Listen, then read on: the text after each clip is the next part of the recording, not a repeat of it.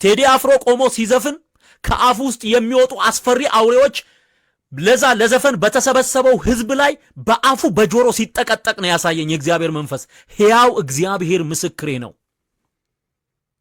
እግዚአብሔር ምስክሬ ነው። ከሱ የሚወጣው ስፒሪት አስፈሪ ፊት ባላቸው አራዊት የተሰበሰበው የሚዘለው ህዝብ ውስጥ በአይኑ በጆሮ በአፉ ሲገባበት ነው ያየሁት። ይሄን ደግሞ ተናግሬያለሁ። መናፍስት ይሰራባቸዋል። እሱ ገባውም አልገባውም በቃ ማንም ከእግዚአብሔር ቃል በላይ አይደለም። አንደር ኮንስቲቱሽን ኦፍ ጋድ ኤቭሪባዲ ነገስታት በለው፣ አርቲስት በለው፣ ነጋዴ በለው፣ ኦኬ ሴት በለው፣ ወንድ በለው፣ ትልቅ በለው፣ ትንሽ በለው፣ እያንዳንዱ ከእግዚአብሔር ቃል በታች ነው። እግዚአብሔር ዘፈንን ይጸየፋል። መረረህም ጣፈጠህም እውነቱ ይሄ ነው። እንደዚህ መዝሙር ቢሰማ ህዝቡ የት በደረሰ። እንደዚህ እግዚአብሔርን ቢሰማ የት በደረሰ። በነገራችን ላይ ኦርቶዶክስ በግዕዝ ከደረሰችው በሌሊትና በቀን ከሚጮኸው ድርሰት ዘፈን አይለይም። ያው ለሚካኤል ተዘመረ አይባልም ተዘፈነ እንጂ፣ ለማርያም ተዘመረ አይባልም ተዘፈነ ነው የሚባለው። አለቀ።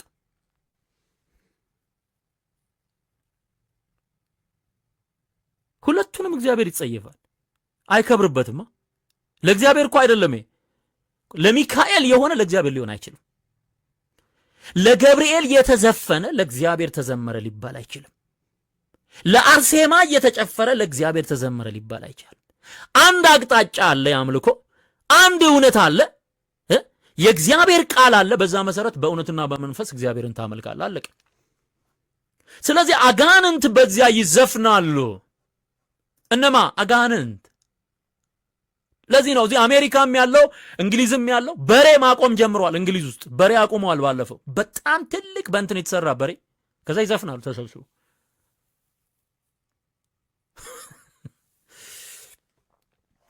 ሁለተኛ ጴጥሮስ ምዕራፍ 2 ቁጥር 13 ላይ ነውረኞችና ርኩሳን ሆነው ከእናንተ ጋር ሲጋበዙ በፍቅር ግብዣ ይዘፍናሉ አለ።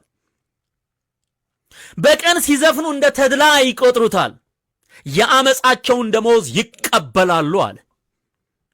ሁለተኛ ጴጥሮስ ምዕራፍ 2 ቁጥር 13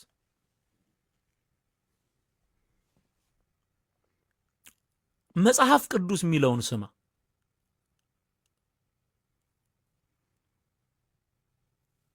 አዮ ያመፃቸውን ደመወዝ ይቀበላሉ አለ። አመፁ በቀን ሲዘፍኑ እንደ ተድላ ይቆጥሩታል።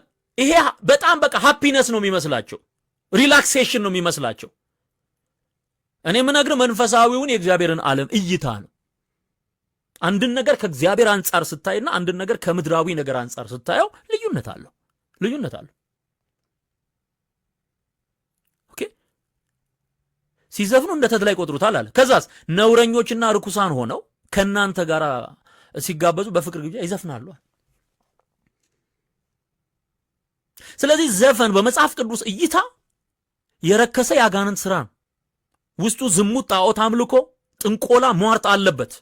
ስለዚህ ከእንደዚህ አይነት ነገር ሰዎች ነፃ መውጣት አለባቸው። የሚዘፍነው ሰው በዘፈን መፍትሄ የሚባል ነገር የለም።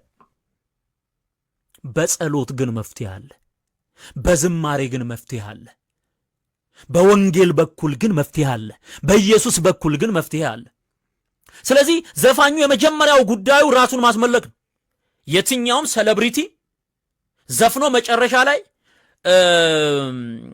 ዎክ ኦፍ ፌም የሚባል አለ። በኮከብ የተሰራ የሰውየው ስም መሃል ላይ ይቀመጥበታል። በጣም ይሄ ዎክ ኦፍ ፌም ማለት የፌመሶች ስም የተዘረዘረበት። በዚህ በሎስ አንጀለስ አካባቢ የሚኖሩ ያውቁታል። ሎስ አንጀለስን የጎበኛችሁ ታውቁታላችሁ። እኔም አይቼዋለሁኝ። እዛ ላይ በኮከብ መካከል ስሙ ይጻፋል። ተንበርክኮ ሰግዶ ይሄ ዎክ ኦፍ ፌም ላይ ስማቸው ሲጻፍ ሲቀበሉ ያንን ነገር በጣም በሚገርም ሁኔታ ተንበርክከው ነው የሚቀበሉት። ሰርች ማድረግ ትችላል። ተንበርክከው ለአጋንንቱ ዓለም ተገዝተው ስማቸው እዛ ላይ ይለጠፍላቸዋል። መጨረሻው ምንድን ነው? በኮከብ ላይ ስሙን ማጻፍ። ኦኬ እነ ቢዮንሴ ምን አደረጉ? መጨረሻ ላይ ሄደው ቸርች ገዙ። ጌታ ምስክሬ ነው። አሁን እዚህ ወደ ኦክላንድ የሚባል ካሊፎርኒያ ውስጥ ሴቶች ብቻ ወርሺፕ የሚፈጽሙበት ቢዮንሴ ሰርታ ማነው ገዝታ የገባችበት እንትናል። እሷ ናት የምትመለከው። ወይም ደግሞ በእሷ ላይ ያለው ስፒሪት እንደ ውቃቢ እንደ ዛር መንፈስ የእሷ ምስል የእሷ ቪዲዮ ይከፈታል። ሴቶች ናቸው፣ ወንዶች አይገቡም። ሴቶች ብቻ በጣም የሚያስጠላ የሚዘገንን አምልኮ ይፈጽማሉ። ኦክላንድ ውስጥ ቸርቹን ነው ወደ አጋንንት አምልኮ ቤት የቀየረችው። መጨረሻው ምንድን ነው? ራስን ማስመለክ ነው። የዘፋኝ የመጨረሻ ግቡ ራሱን ማስመለክ ነው። ወደ ሌላ የሚያሻግረው ወደ እግዚአብሔር የሚያሻግረው ክብር የለም። ዘፈነ፣ እሱ ነው የሚመለከው። የመጀመሪያው። ሁለተኛ በዘፈን ውስጥ የሚያስመልካቸው ሰዎችን አምልኮ ተሰብ ይፈጸማል። ቆንጆዋ ሴት ትመለካለች፣ የተዘፈነላት ሴት ትመለካለች። ሁለተኛው ሰውን ማስመለክ ነው። ሶስተኛው አጋንንትን ማስመለክ ነው። ለምሳሌ ቅድም እንዳልኩት በዘፈኑ ዓለም የሚጠሩ መናፍስት አሉ። ኢትዮጵያ ውስጥ በማጓራት የሚቀርብ የዘፈን አምልኮ አለ ለአጋንንት። እኔ ይሄ በደንብ ገብቶኛል ብራዘር፣ በደንብ ገብቶኛል።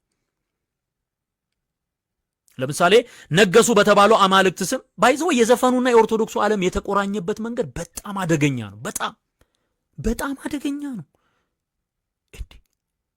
አንተ በሌላው ዓለም እኮ የሆነ ነገር ቀለል ብሎ ነው የምታየው። ራሱ ዘፋኙ ከዚህ ከእምነት አንጻር ሌላ የራሱ ግሩፕ ነው ያለው። እዚህ ኢትዮጵያ ውስጥ ግን ያለው ዘፋኙ ከኦርቶዶክስ ጋር ተቆራኝቶ ነው ያለው። የሚካኤል ስዕል ይለጥፋል፣ የማርያምን ይዞ ይነሳል። የንግድ ፍቃዱ ነው፣ ተቆራኝቷል። ቤተ ክርስቲያኒቱም ጨክና ዘፈንን ከኔ ለዩልኝ አትልም። ዘፋኝ ትሸልማለች። ዘፈን ችግር የለውም፣ ለጀግና ዘፈን በለው ይላል። ዘማሪ ኢየሱስ ጌታ ነው የሚል አሳደው ጨርሰዋል። ያላሳደዱት ዘማሪ አለ እንዴ? በነገራችን ላይ ወይኔና ዘርፌ ወጣን ነው የሚመስለው ሰው ኖ